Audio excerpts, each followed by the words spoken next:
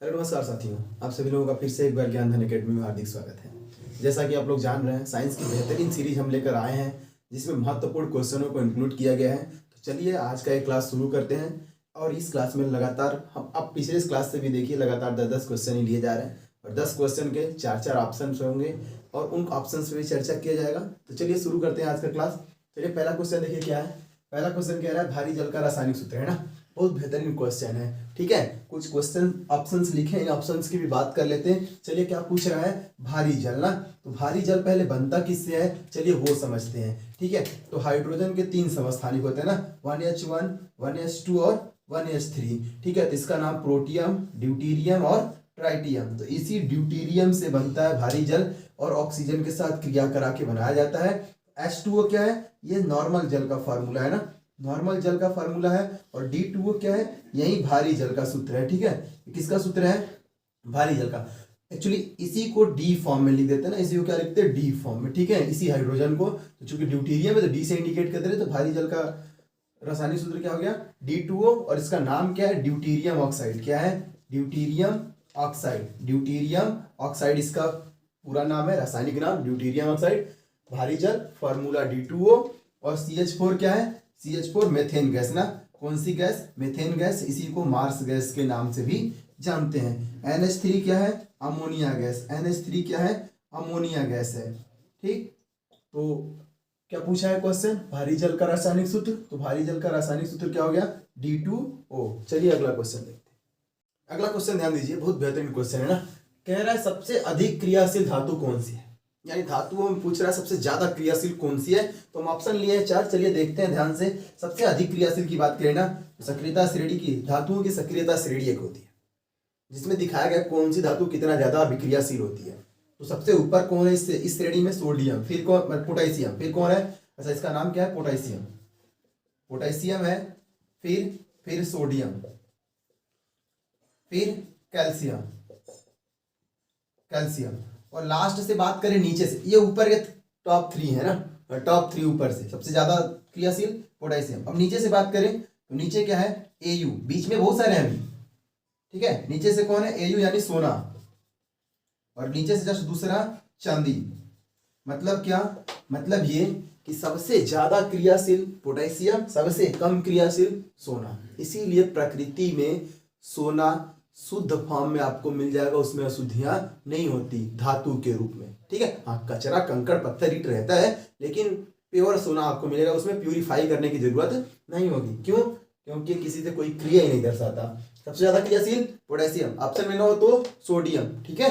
सबसे कम सोना, उससे थोड़ा ज्यादा चांदी। तो क्वेश्चन क्या पूछ रहा है, सबसे अधिक क्रियाशील धातु कौन सी है। तो ऑप्शन में पोटेशियम ढूंढिए, है तो पोटेशियम ऑप्शन नंबर 1 इसका करेक्ट हो जाएगा। अगर ये नहीं होता तो ऑप्शन दूसरा सोडियम। चलिए अगला क्वेश्चन देखते हैं। अगला क्वेश्चन ध्यान दीजिए, ये भी बहुत बेहतरीन क्वेश्चन है ना। चलिए क्या कह रहा है, कैंसर के उपचार में कौन से समस्थानिक का उपयोग करते हैं। बहुत बेहतरीन चीज है, ठीक है। समस्थानिक कहते किसे हैं, ऐसे तत्वों की संख्या या ऐसे तत्वों का मतलब नंबरिंग जिसका परमाणु क्रमांक समान हो। समझ रहे हैं बात को, ऐसे तत्व जिनके परमाणु क्रमांक समान हो, द्रव्यमान संख्या अलग अलग होगी, समस्थानिक कहलाते हैं। तो चलिए क्या कह रहा है कि समस्थानिक का उपयोग कौन से चीज का, कैंसर के उपचार में। चलिए बात करते हैं आयोडीन 131 की। आयोडीन 131 कहाँ पे उपयोग करते हैं इसका, घेंघा रोग के उपचार में। आयोडीन 131 का उपयोग कहाँ करते हैं, घेंघा रोग के उपचार में। कार्बन 14, कार्बन डेटिंग प्रणाली। कार्बन डेटिंग प्रणाली, अब ये कौन सी प्रणाली है, तो जीवाश्मों की आयु निर्धारित करने के लिए कार्बन 14 का उपयोग करते हैं। यूरेनियम 92-235 नाभिकीय भट्टी में ईंधन के रूप में, किसमें, नाभिकीय भट्टी में ईंधन के रूप में ना। यूरेनियम 92-235 का उपयोग कहाँ करते हैं, नाभिकीय भट्टी में ईंधन के रूप में। कोबाल्ट 60 का उपयोग कहाँ करते हैं, कैंसर में ना। कैंसर के उपचार में कोबाल्ट 60 का उपयोग करते हैं। तो क्वेश्चन क्या पूछा है, कैंसर उपचार में कौन सा समस्थानिक, तो कैंसर उपचार में कोबाल्ट 60 का उपयोग करते हैं। राइट आंसर ऑप्शन नंबर 4 हो जाएगा। चलिए अगला क्वेश्चन देखते हैं। अगला क्वेश्चन ध्यान दीजिए, कह रहे किस रंग के प्रकाश का प्रकीर्णन सबसे अधिक होता है। पहली बात यह कि प्रकीर्णन होता क्या है, प्रकाश का फैलना। प्रकीर्णन का मतलब फैलना, ठीक। प्रकाश, कौन से रंग की प्रकाश सबसे ज्यादा फैलती है, कैसे फैलती है, छोटे छोटे कणों पे, धूल के कणों पे टकराना और चारों तरफ क्या होना, फैल जाना, ठीक है, यही है प्रकीर्णन। तो एक सीक्वेंस याद रखिएगा, कौन सा सीक्वेंस, विबग्योर ना, कौन सा सीक्वेंस, विबग्योर, ठीक है। आर फॉर रेड, रेड यानी लाल, ओ फॉर ऑरेंज, ऑरेंज यानी नारंगी colour, Y for yellow, yellow मतलब पीला, जी फॉर ग्रीन, ग्रीन यानी हरा, बी फॉर ब्लू, ब्लू मतलब नीला, आई फॉर इंडिगो, इंडिगो यानी जामुनी, जामुनी, और वी फॉर वैलेट, वैलेट यानी बैंगनी। ठीक है, ये सीक्वेंस है, बहुत हमेशा याद रखिएगा।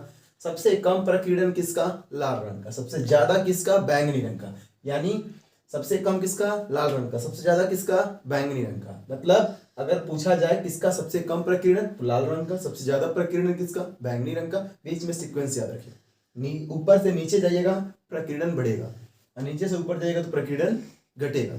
ठीक है, तो क्या पूछा है, सबसे अधिक प्रकीर्णन, तो ढूंढिए सबसे अधिक प्रकीर्णन किसका, हम बताएं बैंगनी रंग का, ढूंढिए बैंगनी रंग है कि नहीं, तो है ऑप्शन में। अगर नहीं होता बैंगनी तो आप जामुनी ढूंढते हैं, जामुनी भी नहीं होता तो नीला, फिर नहीं होता तो हरा। समझ रहे हैं बात को। तो कौन सा ऑप्शन सही हो जाएगा इसका correct option, option number 3 correct हो जाएगा। सबसे ज्यादा प्रकीर्णन बैंगनी रंग का होता है। चलिए अगला क्वेश्चन, अगला क्वेश्चन ध्यान दीजिए, बहुत बेहतरीन क्वेश्चन है ना, ध्यान दीजिए। कह रहा पृथ्वी पर एक वस्तु का द्रव्यमान 600 केजी है, चांद पर इसका द्रव्यमान क्या होगा। पृथ्वी पर दे रखा है 600 केजी, चांद पे पूछ रहा है। चलिए बात करते पृथ्वी पर और चांद पर। पहली बात कर लेते द्रव्यमान होता क्या है, किसी भी वस्तु के समस्त अणुओं की संगति, समस्त अणुओं की संगति क्या कहलाती है, द्रव्यमान। और ये द्रव्यमान वही चीज है, ध्यान से सुनिएगा, ये द्रव्यमान वही चीज है जिसका मान यूनिवर्स के किसी भी कोने में नहीं बदलता। मतलब द्रव्यमान कांस्टेंट चीज है, ये न घटता है ना बढ़ता है, किसी भी वस्तु का कहीं भी चले जाइएगा। ठीक, लेकिन भार, भार क्या होता है, घटता बढ़ता है। तो एक साइड बात कर लेते हैं किसकी, द्रव्यमान की, और एक साइड बात कर लेते हैं किसकी, भार की। द्रव्यमान अदिश राशि, ध्यान दीजिएगा, भार सदिश, अंतर लिख दे रहे हैं। द्रव्यमान का मात्रक केजी, भार का मात्रक न्यूटन। ठीक, और बात कर ले अगर ये नहीं बदलता और ये बदलता है, हर जगह जहां जाइएगा भार बदल जाएगा। पृथ्वी तल से ऊपर जाइएगा तब भी बदलेगा, नीचे जाइएगा तब भी बदलेगा, चंद्रमा पे चलिए जाइएगा यहाँ के भार का 6वां भाग हो जाएगा। अगर यही क्वेश्चन में पूछता है 600 न्यूटन भार है, चांद पे भार कितना होता तो इसी में 6 से क्या करते, भाग देके लिख देते 100 न्यूटन, ये आंसर हो जाता वहां। लेकिन क्या पूछा है, द्रव्यमान दिया है और द्रव्यमान ही पूछ रहा है। तो द्रव्यमान दिया है और द्रव्यमान ही पूछ रहा है, तो द्रव्यमान 600 केजी दिया है, तो द्रव्यमान चांद पे भी कितना केजी, 600 केजी ही होगा। करेक्ट आंसर ऑप्शन नंबर 4 हो जाएगा। चलिए अगला क्वेश्चन, अगला क्वेश्चन ध्यान दीजिए। कह रहा है लेंस की क्षमता का मात्रक होता है ना, बहुत बेहतरीन चीज। पहले लेंस की क्षमता की बात कर लेना। तो लेंस की क्षमता का सूत्र क्या होता है, लेंस की क्षमता, लेंस की क्षमता को P से इंडिकेट कर देना, और फार्मूला क्या होता है 1/f। ठीक है, यानी f क्या है, फोकस दूरी, लेंस की फोकस दूरी के व्युत्क्रम को ही लेंस की क्षमता कहते हैं। लेकिन ये फार्मूला कब लगेगा, जब f मीटर में हो, जब f किस में हो, मीटर में हो, यानी फोकस दूरी कब मीटर में हो। अगर P = 100/f लिखिएगा तो ये फार्मूला कब लगेगा, जब f सेंटीमीटर में हो। जब f क्या हो, सेंटीमीटर में, तो P = 100/f, जब f मीटर में हो तो P = 1/f। ठीक है, मात्रक क्या होता है, बात कर ले लेंस की क्षमता का, तो डायोप्टर। क्या होता है, डायोप्टर होता है इसका मात्रक। तो क्वेश्चन क्या पूछा है, लेंस की क्षमता का मात्रक क्या होता है, तो ऑप्शन नंबर इसका सेकंड करेक्ट हो जाएगा, डायोप्टर। हर्ट्ज किसका मात्रक होता है, छाप लीजिए आवृत्ति का, किसका, आवृत्ति का मात्रक हर्ट्ज होता है। मीटर लंबाई का मात्रक, ओम प्रतिरोध का मात्रक, प्रतिरोध का मात्रक क्या, ओम। तो करेक्ट आंसर ऑप्शन नंबर 2 हो जाएगा। चलिए अगला क्वेश्चन, अगला क्वेश्चन ध्यान दीजिए, बहुत बेहतरीन क्वेश्चन है ना। कह रहा दही में कौन सा अम्ल पाया जाता है, बहुत बेहतरीन क्वेश्चन। ठीक है, चलिए बात कर लेते हैं कुछ महत्वपूर्ण अम्लों के स्रोत की। चलिए एसिटिक एसिड की बात कर लेते हैं, किसमें पाया जाता है, सिरका में, इसमें सिरका में एसिटिक एसिड। लैक्टिक एसिड की बात कर ले तो दूध में, दूध और दही में, दूध और दही में कौन से अम्ल, लैक्टिक एसिड। ऑक्सैलिक एसिड की बात कर ले तो किसमें, पालक में, टमाटर में भी ना, पालक टमाटर में कौन सा अम्ल, ऑक्सैलिक एसिड। टार्टरिक एसिड की बात कर ले तो टार्टरिक एसिड इमली में, किसमें, इमली में। ठीक है, टार्टरिक एसिड इमली में। आगे बात कर ले कुछ महत्वपूर्ण acid, citric acid, citric acid यानी साइट्रिक अम्ल खट्टे पदार्थ में, किसमें, खट्टे पदार्थ में। ठीक है, खट्टे पदार्थ जैसे नींबू हो गया, उसमें क्या चीज, साइट्रिक एसिड। और बात कर ले माइलिक एसिड, माइलिक अम्ल, माइलिक अम्ल किसमें, सेब में, किसमें, सेब में माइलिक एसिड। और बात कर ले फार्मिक एसिड, क्या बात कर ले, फार्मिक अम्ल, फार्मिक अम्ल किसमें, किसमें, चींटी के डंक में, चींटी के डंक में, बिच्छू के डंक में, चींटी के डंक में और बिच्छू के डंक में क्या पाया जाता है? फार्मिक एसिड पाया जाता है। क्वेश्चन क्या पूछा है? दही में कौन सा अम्ल पाया जाता है? तो दही में क्या चीज? दही में लैक्टिक एसिड पाया जाता है। ऑप्शन नंबर 2 इसका करेक्ट हो जाएगा। चलिए अगला क्वेश्चन देखते हैं। अगला क्वेश्चन ध्यान दीजिए, बहुत बेहतरीन क्वेश्चन है। क्वेश्चन क्या कह रहा है? रक्त का थक्का बनाने में किस विटामिन की आवश्यकता पड़ती है? चलिए बात कर लेते हैं रक्त का थक्का ना। रक्त का थक्का किस किस, अगर प्रोटीन पूछे, क्या पूछ ले? प्रोटीन के रूप में पूछे, किस प्रोटीन की? तो फाइब्रिनोजेन, फाइब्रोनोजेन और प्लस प्रोथ्रोम्बिन, प्रोथ्रोम्बिन, ठीक है। ये दो प्रोटीन है, फाइब्रिनोजेन और प्रोथ्रोम्बिन, प्रोटीन के रूप में ये पार्टिसिपेट करते हैं ब्लड क्लॉटिंग में, यानी ब्लड के थक्का जमने में। दूसरी बात कर ले, विटामिन कौन सा पार्टिसिपेट करता? तो विटामिन में क्या? विटामिन के। विटामिन कौन सा पार्टिसिपेट करता? विटामिन के। अगर रुधिराणु में पूछ ले, रुधिराणु में, तो कौन सा रुधिराणु? प्लेटलेट्स ना, हाँ प्लेटलेट्स पार्टिसिपेट करता है रुधिराणु में, ठीक है। रुधिर में दो पोर्शन होते हैं, प्लाज्मा और रुधिराणु। रुधिराणु में कौन सा? प्लेटलेट्स पार्टिसिपेट करता है, ठीक है। आगे और पूछ ले, प्रोटीन हो गया, विटामिन हो गया, रुधिराणु में प्लेटलेट्स। अगर पूछ ले तत्व में, कौन सा तत्व पार्टिसिपेट करता है? तो कैल्शियम, ठीक है। देखिए कई सारे क्वेश्चन हो गए। प्रोटीन में फाइब्रिनोजेन, प्रोथ्रोम्बिन, विटामिन में विटामिन के, रुधिराणु में प्लेटलेट्स, तत्व में कैल्शियम। क्वेश्चन क्या पूछा? रक्त का थक्का बनाने में किस विटामिन की आवश्यकता? तो विटामिन में विटामिन के। तो ऑप्शन नंबर इसका 3 करेक्ट हो जाएगा। चलिए अगला क्वेश्चन। अगला क्वेश्चन ध्यान दीजिए, बहुत बेहतरीन क्वेश्चन है ना। कह रहा है सेब का लाल रंग किस वर्णी लवक के कारण होता है? सेब का लाल रंग पूछ रहा है, वर्णी लवक। वर्णी लवक जो पेड़ पौधों के प्रमुख भागों को एक विशेष रंग प्रदान करते हैं, हरे रंग को छोड़ के। हरा रंग किसके कारण? हरित लवक के कारण, ठीक है। तो पूछ रहा है चूंकि सेब का लाल रंग किस वर्णी लवक के कारण होता है, तो चलिए बात कर लेते हैं गाजर, है ना। गाजर का कैरोटीन के कारण, किसके कारण? गाजर का कैरोटीन के कारण लाल रंग होता है, ठीक है।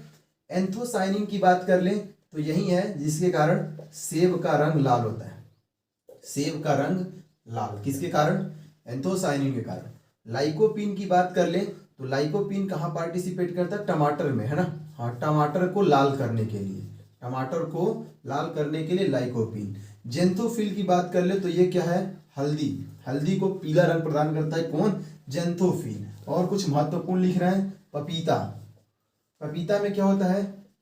कैरिका, कैरिका जेंथीन, है ना।